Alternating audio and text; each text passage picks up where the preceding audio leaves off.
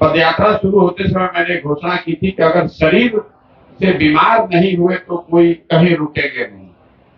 बीमार मैं अभी भी नहीं हूँ, पूरी तरीके से स्वस्थ हूँ, लेकिन वैशाली में चलते हुए मुझे अपने बाएं पैर में तकलीफ हुई पहली बार।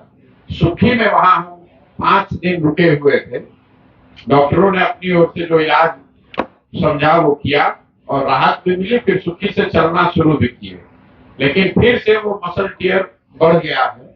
तो यहाँ जब मैं समस्तीपुर आया हूँ, उसके बाद से 1 दिन रुके और उसको जब जांच किया गया तो डॉक्टरों का ऐसा मानना है कि वो बहुत लंबे समय तक लगातार खराब सड़कों पर ऊपर नीचे उबड़ खाबड़ सड़कों पर चलने से मसल टियर हो गया है। मतलब हिंदी में मसल फट गया है। और ये कोई बहुत गंभीर बीमारी नहीं है, बहुत ज्यादा ओवर यूज है। मतलब 20, 22, 25 किलोमीटर अगर आप डेली खराब सड़कों पर चल रहे हैं पैदल तो मसल फट सकता है। तो डॉक्टरों का अपना एक अनुमान है कि इसको दवा और इंजेक्शन से ठीक करने के साथ साथ ये जरूरी है कि 10-15 दिन का इसको आराम दिया जाए। जैसा कि आप देख रहे हैं, हम आपके सामने बैठे बिल्कुल स्वस्थ हैं, काम करने में कोई दिक्कत नहीं है। सिर्फ उनका सुझाव ये है कि चूंकि ये यात्रा अभी 1-1.5 महीने और 1-1.5 साल चलनी है, तो ये समय जब 8 महीने करीब हम लोग पैदल चल लिए, तो 10 दिन रुक के उस मसल को हील करने का अवसर दे दिया जाए। इसीलिए 10 से 15 दिन के लिए हम यात्रा में ही स्थगित कर रहे हैं और जब लौटेंगे 15 दिन में इसी जगह से पदयात्रा को पुराने ही फॉर्मेट में, अभी चर्चा चल रही थी, कई लोगों ने सुझाव दिया कि अब गाड़ी से चल लीजिए, आधा गाड़ी से चल लीजिए, लेकिन मैं आपको बता रहा हूं कि जिस फॉर्मेट में पदयात्रा अभी तक चली है उसी ईमानदारी और उसी शुद्धता से इसको आगे भी शुरू किया जाएगा और आगे भी किया जाएगा। जब मैं समस्तीपुर वापस लौटूंगा 15 दिन के बाद, तो इसको उसी तरीके से जैसे पिछले 7 महीने से किया जा रहा है, समस्तीपुर से आगे की बिहार की यात्रा उसी तरीके से पूरा की जाएगी। अगर फिर से कोई दिक्कत शरीर में हुई तो उस समय वो निर्णय लिया जाएगा, लेकिन अभी की सोच यही है कि जिस व्यवस्था में हम लोगों ने अभी तक पदयात्रा की है, इसी व्यवस्था और इसी प्रयोजन के तहत आगे इस काम को बढ़ाया जाएगा। आपने जो बस मेरी ओर से इतना ही आपको सूचित करना था।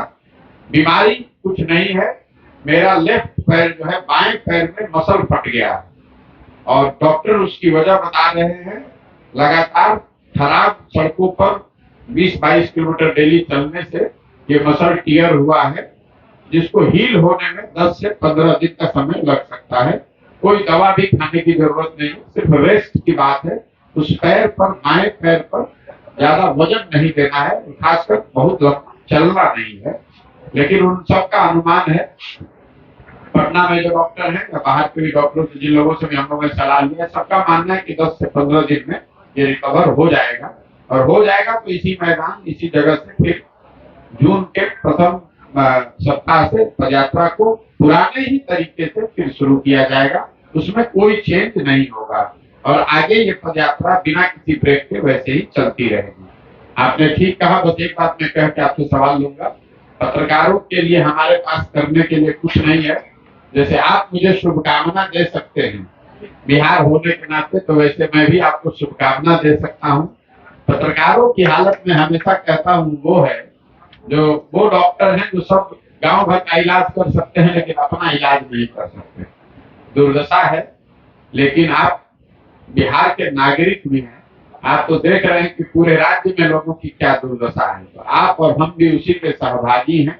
व्यक्तिगत बात नहीं है, व्यक्तिगत तौर पर मेरा बच्चा अच्छे स्कूल में पढ़ सकता है, व्यक्तिगत तौर पर आप समृद्ध हो सकते हैं, लेकिन समाज के तौर पर हम लोगों की हालत बदहाल है। 2 दिन पहले अभी सरकारी आंकड़ा आया है और बिहार में 52% लोग, बिहार में देश में सबसे ज्यादा 52% लोग गरीबी रेखा से नीचे रह रहे हैं। ये सबसे भयावह स्थिति बिहार में अभी पूरे देश में है। यहाँ पर 80% लोग ऐसे हैं जो दिन का 100 रुपया भी नहीं कमाते। शिक्षा की, स्वास्थ्य की, बाकी सुविधाओं की जो स्थिति है वो सब आपको पता है। इस पूरे पदयात्रा के दौरान करीब करीब 3000 गांवों में अभी तक मैं पैदल गया हूं। उसका अपना अनुभव आप लोगों के माध्यम से साझा भी किया है। वो चर्चा आगे चलती रहेगी, लेकिन बिहार में 40,000 गांव है, तो मैं रुकने वाला नहीं हूं। आपके माध्यम से ये बात फिर से चाहे कितनी भी बाधा आए, मैं पूरी तरीके से दृढ़ संकल्पित हूं। 1 बरस लगे कि 2 बरस, इसको इसी फॉर्मेट में, इसी ईमानदारी और शुद्धता से पूरा बिहार जरूर करेंगे।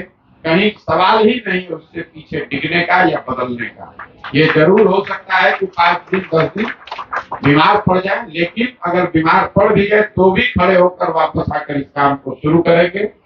हर हालत में इस काम को मुझे करना ही है। तो कहीं इसमें कोई किंतु परंतु आप सोचिए मत, सवाल ही नहीं पैदा होता है इसको रोकने का।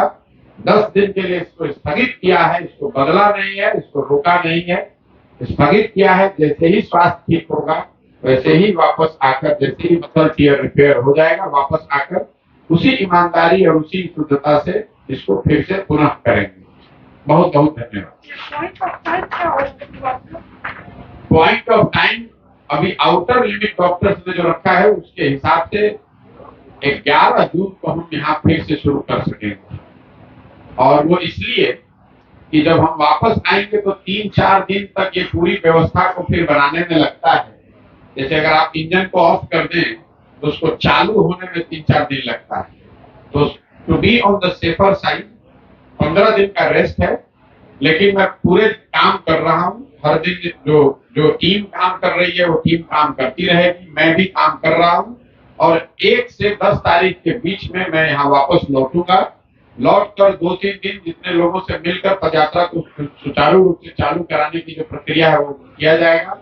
हर हालत में अगर स्थिति बहुत नहीं बिगड़ी तो 11 तारीख इतवार है, उस दिन हम लोगों के दिमाग में है कि 11 जून से इसको फिर से शुरू करेंगे।